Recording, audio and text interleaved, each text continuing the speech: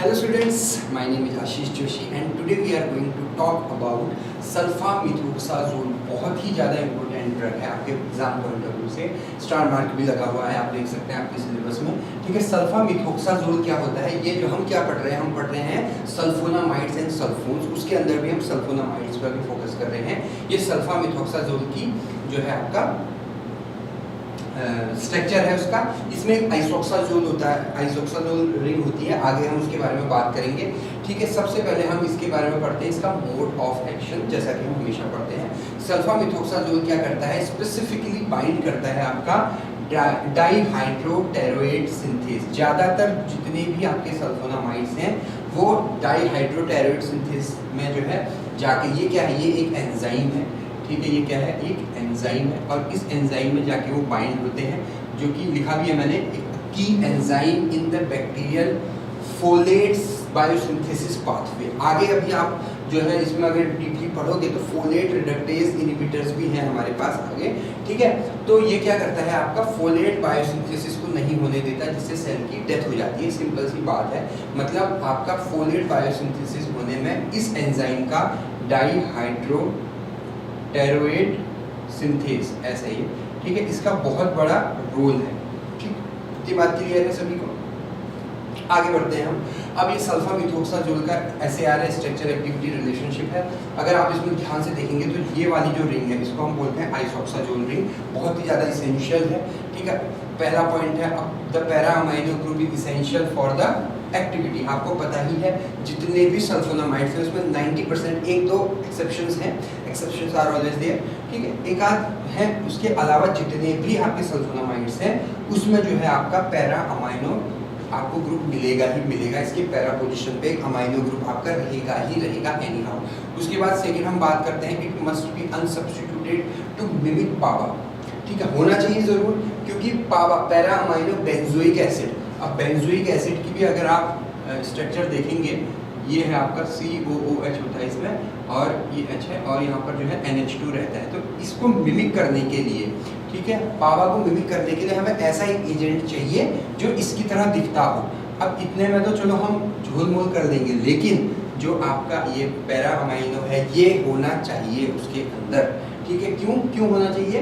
क्योंकि पावा के अंदर भी है पैरा अमाइनो, नाम से पता लग रहा है para amino benzoic acid. Benzoic acid का स्ट्रक्चर है, पैरा पोजीशन पे अमाइनो ग्रुप है। वैसे ही सल्फामिथोक्साजोल में भी पैरा पोजीशन पे NH2 ग्रुप है। ठीक है, नेक्स्ट हम बात करते हैं the sulphonamide bridge is directly attached to the benzene ring. जो सल्फोनामाइड ब्रिज है आपका, ये जो सल्फोनामाइड ग्रुप है ये वाला, ठीक है, ये डायरेक्टली अटैच होना चाहिए बेंजीन रिंग के साथ। ठीक है, नेक्स्ट है acetylation of the amino group in the liver leads to inactive metabolite. इसका साइड इफेक्ट है, क्या होता है लीवर में जो है कभी कभी जो है ये क्या हो जाता है आपका एसिटाइलेट हो जाता है। ठीक है, तो हालांकि इसके लिए हम और भी प्रिकॉशन के लिए इसके साथ और मेडिसिन भी देते हैं। ठीक है, अपनी डीप में मैं बात नहीं कर रहा हूँ, अभी हम सिर्फ सल्फामिथोक्साजोल पे ही फोकस कर रहे हैं। उसके बाद है sulfamethoxazole mimic PABA and competitive inhibitors in the inhibitors the folic acid synthesis pathway in bacteria. मतलब ये क्या कर रहा है, मेन इसकी एक्टिविटी क्या है, पावा को मिमिक कर रहा है। ठीक है, उस रिसेप्टर में मैंने आपको बहुत बार बताया है, ये एक रिसेप्टर है जो कि इनएक्टिव फॉर्म में है। जब तक इसके लाइगैंड बाइंडिंग डोमेन में, जब तक इसके लाइगैंड बाइंडिंग डोमेन में कोई ड्रग या कोई लाइगैंड आके बाइंड नहीं होगा तब तक ये एक्टिविटी नहीं देगा। जैसे ही ये इसके साथ बाइंड होगा ये अपनी एक्टिविटी देनी शुरू कर देगा। क्या इतनी बात सबको क्लियर है? तो इसने क्या करना है, यहाँ पर मिमिक करना है पावा की एक्टिविटी को। ठीक है, पावा को, सिंपल। अच्छा, आगे इसमें लिखा भी है which is essential for DNA and RNA synthesis. ठीक है, अब अगर हम फोलिक एसिड को नहीं इनहिबिट करते हैं तो क्या होगा, उससे DNA और RNA की सिंथेसिस में हेल्प होगी। किसके DNA और RNA की सिंथेसिस में? बैक्टीरिया की। ठीक है, क्योंकि हमें बैक्टीरिया को किल करना है। ठीक है, उसके बाद लास्ट जो पॉइंट है, सबसे इंपॉर्टेंट पॉइंट है, the isoxazole ring provides optimal steric bulk for PHPS। ये PHPS नहीं होना चाहिए यहाँ पर, ये होना चाहिए DHPS। ठीक है, डाईहाइड्रो, ये गलती से P हो गया है, डाईहाइड्रो टेरोएट सिंथेस। ठीक है, बाइंडिंग पॉकेट्स। अब आप बोलेंगे कि भैया ये स्टेरिक बल्क क्या होता है? आपने स्टेरिक हिंड्रेंस तो सुना होगा, स्टेरिक बल्क नहीं सुना होगा। देखिए स्टेरिक बल्क क्या होता है, मैं आपको बता देता हूँ। जैसे ये कोई कंपाउंड है, ठीक है, इस पे अगर बल्की ग्रुप लगे हुए हैं, इसको आप ऐसे समझ लीजिए कि अगर बाइक है, फॉर एग्जांपल कोई छोटी सी बाइक है, जैसे डिस्कवर है, ऐसी बाइक है, हल्की बाइक है, ठीक है, तो क्या होगा अगर हवा चलती है तो जो हल्की बाइक है वो क्या हो जाती है, ऐसे हिलने लग जाती है और एक्सीडेंट होने के चांसेस ज़्यादा रहते हैं। इसीलिए बाइक हो या स्कूटी हो, उसके लिए लंबे सफ़र के लिए उसको मना किया जाता है, प्रोहिबिटेड होता है। लेकिन अगर आप कोई भारी बाइक ले लें, बुलेट ले लें फॉर एग्जांपल, या हार्ले डेविडसन की जो बाइक है वो ले लें, उनकी प्राइस इसीलिए ज़्यादा है क्योंकि वो भारी बाइक्स है। अब क्या होगा, अगर हवा भी चलेगी तो बाइक के हिलने के चांसेस क्या हैं, बहुत कम है।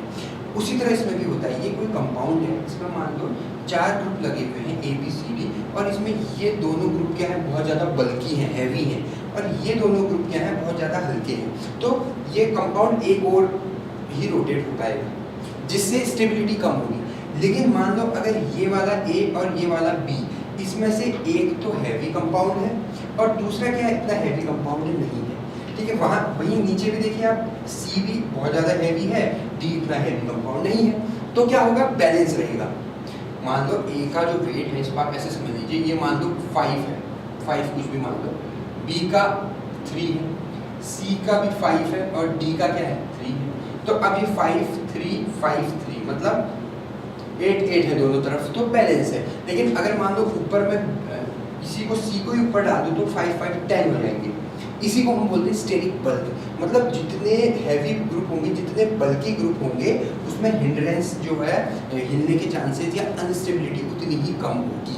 जितने भी हल्के ग्रुप होंगे उनकी स्टेबिलिटी उतनी ही कम होगी, और जितने भारी ग्रुप होंगे उनकी स्टेबिलिटी उतनी ही ज़्यादा होगी।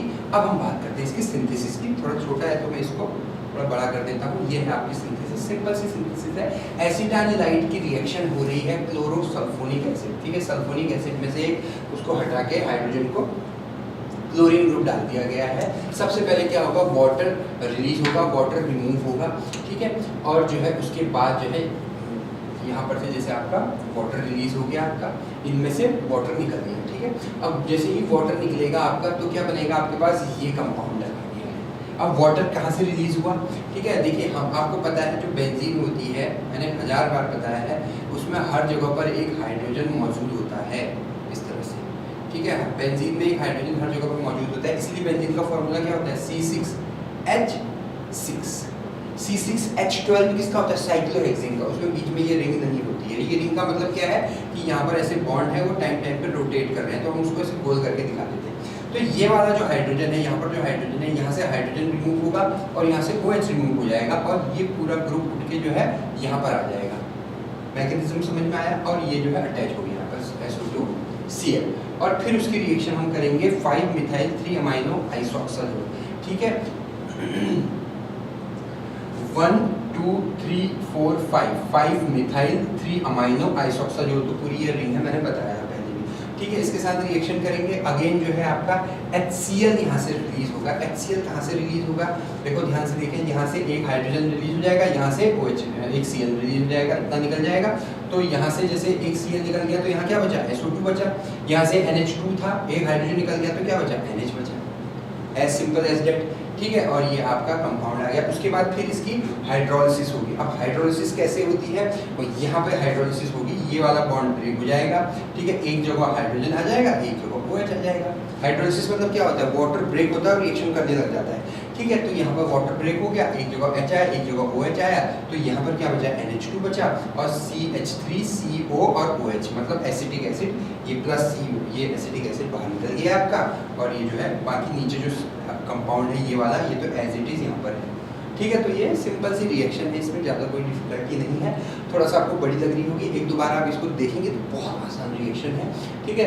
देखिए रिएक्शन को याद करने का एक ही तरीका है, आप उसको बार बार लिखिए, जितने बार आप लिखेंगे उतने बार आपके ब्रेन में नए नए पैटर्न बनेंगे और आपकी रिएक्शन एकदम फिक्स हो जाएगी आपके माइंड में, ठीक है। उसके बाद अगर आप देखेंगे तो बहुत सारी और भी ड्रग हैं, हम 2-3 ड्रग पढ़ लेते हैं। जैसे इसमें है आपका सल्फाडायाजीन है, ठीक है, स्टार मार्क नहीं है, तो सिर्फ जिसकी स्टार मार्क नहीं है उसका यूजेज और स्ट्रक्चर, सिर्फ ये 2 चीज़ देख लीजिए आप। मैं इसलिए बता रहा हूँ क्योंकि एग्जाम नज़दीक है। जिसमें स्टार मार्क है उसको आपको डिटेल में पढ़ना है। मैं बार बार बता रहा हूँ, जिसमें स्टार मार्क है उसमें आपको क्या क्या पढ़ना है, उसका मोड ऑफ एक्शन पढ़ना है पहला, उसकी सिंथेसिस पढ़नी है दूसरी, सिंथेसिस, ठीक है। थर्ड उसका आपको पढ़ना है स्ट्रक्चर एक्टिविटी रिलेशनशिप SAR, और फोर्थ आपको पढ़ना है उसके यूजेस। यूजेस तो चलो आपका सिलेबस से कवर हो जाएगा, जिसके अंदर आएगी वो ही यूज करेगा वो उसका, ठीक है, उसमें कोई दिक्कत नहीं है। मोड ऑफ एक्शन है, सिंथेसिस और SAR है, ठीक है। SAR भी आप थोड़ा बहुत प्रिडिक्ट कर सकते हैं, मेन है इसमें। अच्छा, इसको एक चीज और मैं भूल गया, इसका स्ट्रक्चर भाई, स्ट्रक्चर जब बनाओगे तब तो सिंथेसिस लिख पाओगे, लेकिन जिसमें स्टार मार्क नहीं है उसमें सिर्फ उसका स्ट्रक्चर और यूजेस पढ़ने हैं, ठीक है। उसके बाद नेक्स्ट है आपका मैफेनिक एसिड, मैफेनाइड एसीटेट है, ठीक है, ये एसीटेट का स्ट्रक्चर है यहाँ पर, एसिटिक एसिड, ठीक है, मैफेनाइड एसीटेट है। उसके बाद है आपका सल्फासालाजीन, ठीक है, ये भी इसका भी आ सकता है बनाने को। वैसे तो ड्रग ये बहुत इंपॉर्टेंट है, मुझे लगता था कि इसमें स्टार मार्क होना चाहिए सल्फासालाजीन में, लेकिन नहीं है, कोई बात नहीं, कोई दिक्कत नहीं है, ठीक है। तो ये थी आज की छोटी सी वीडियो। हमने जो है सिर्फ वो ही टॉपिक कवर किए हैं जो एग्जाम पॉइंट ऑफ व्यू से बहुत ज़्यादा इसेंशियल हैं, आने के चांसेस रहते हैं। और मेरा इस बार ये मानना है कि भाई ये जो सल्फोनामाइड वाला टॉपिक है ना, ये आएगा ही आएगा। ये पिछले बार भी पूछा जाता था, इस बार भी पूछा जाएगा, इसीलिए आप इसको अच्छे से प्रिपेयर कर लीजिए। Thank you so much.